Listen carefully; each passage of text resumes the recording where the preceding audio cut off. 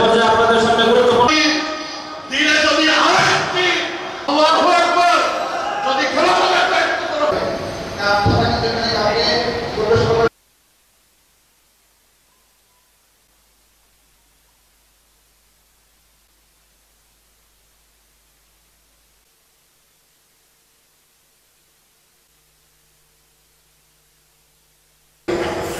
নায়েব আমিরুল মুজাহিদিন বারাকাতুহু আলহামদুলিল্লাহ।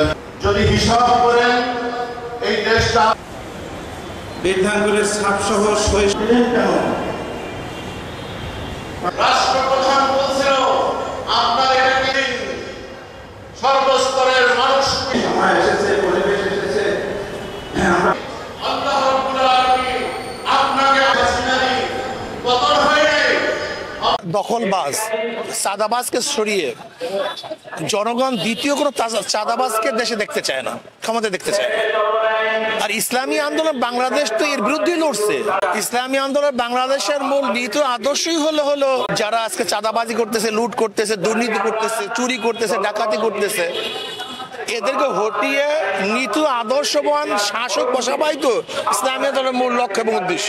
ইসলামী আন্দোলন বিশ্বাস করে যে নীতি আদর্শ পরিবর্তন ব্যতীত শুধু দল এবং নেতা পরিবর্তনের ভিত্তিতে দেশে কোনোদিন শান্তি আসতে পারে না।